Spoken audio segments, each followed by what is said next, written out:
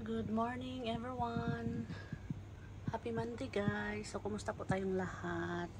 So babalik ako sa pagbablog soon kasi hindi na tayo busy sa mga nagdaang mga buwan. So kahapon guys nagre-arrange ako dito sa ating greenhouse. So far ito na po yung ating So ito yung ating guys, yung ating donkey's tail na pinopropagate ko ilang months na ba.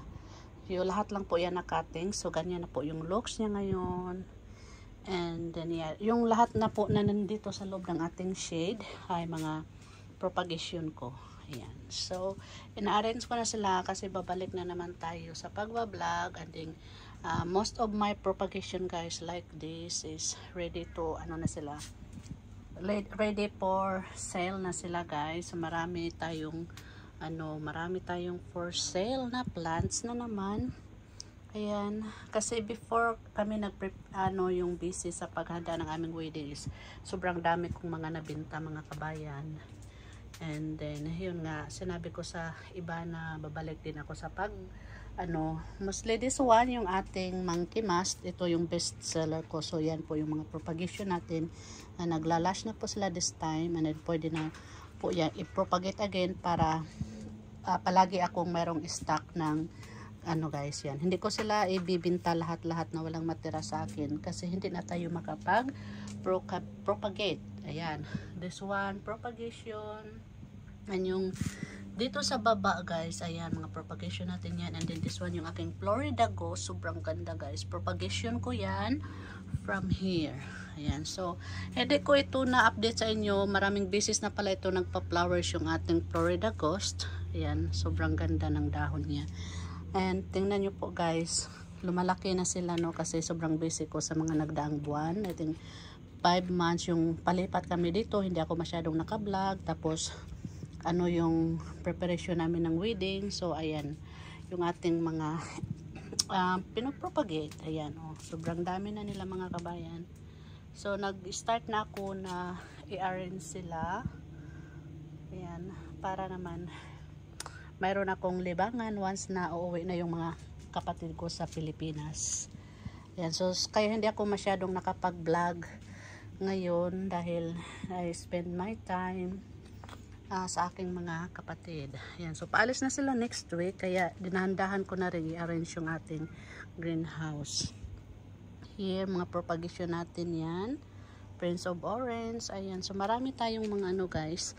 And then dito po ako kumuha ng mga cuttings ng succulents, yung ginawa kong bouquet sa aking wedding. So nakikita nyo yung picture. Ako po ang gumawa noon. Kasi dream ko talaga na ako ang gagawa ng aking bouquet. Ayan guys. Yung ating din propagation natin dyan, lahat yan. Black ZZ plant. Mayroon tayong green. Ayan, sobrang dami na nating kukut-kutin. Ayan cute nila nagpa-flowers na silang lahat. And then this one, mga propagation natin guys, lumalaki na sila.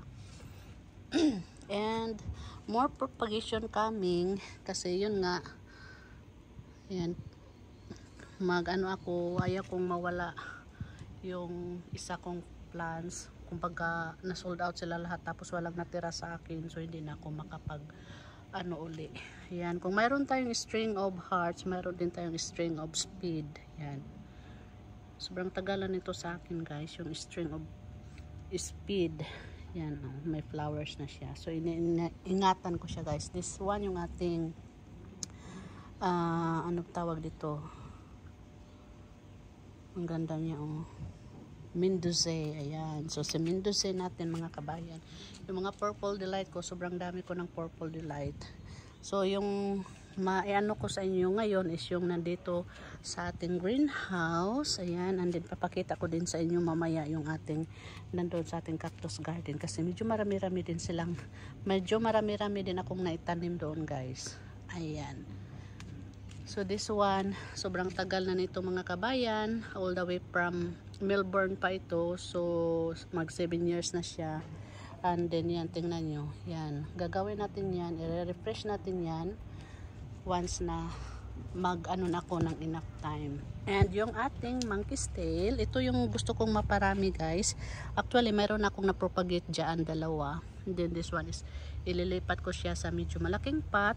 And then magkakaroon tayo nito ng, from 1 pot, I think magkakaroon tayo ng 4 dito guys. And then this one also, magkakaroon tayo ng 4. Kasi sobrang ganda niya oh.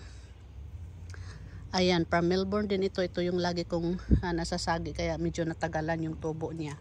So ngayon, ano na siya, ayan, stable na siya mga kabayan. Andyan yung ating burritos. Bumabalik na siya sa pagkaano.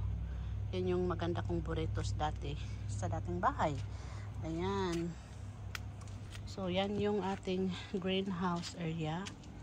Ayan, yung ating pidatom na nilagay ko sa malaking box. So dito ko na siya nilagay. And then gusto ko yung pagganito niya oh. Ayan. Pagganyan. Dito din ako nagbawas, so ginawa kong bouquet at saka yung mga bananas dyan. Mabenta din yung mga bananas ko guys. Ayan yung ating cardinal, nilipat ko dyan. And then mga propagation natin guys. Oh. Diba lumalaki na sila. Ating cubic frost. Ayan sila. Minsan nakakalimutan ko na yung mga pangalan nila kasi nga yun. Bihira na ako ano dito yun nga sa sobrang busy natin guys. Ayan yung ating tawag dito medusa head. So yan po yung ating laman ng ating greenhouse guys. Ayan. So dito lang po muna yung ating vlog. First vlog and then later on papakita ko po sa inyo yung area dito guys. Nandito po yung aking mga rubber tree na mga pinugot dati. Ayan o. Ganyan na po sila. Mayroon tayong mayana dito. And may mga halaman tayo dyan sa ating spa. So mamaya ko na yan papakita sa inyo at yung nandito. So bye bye for now.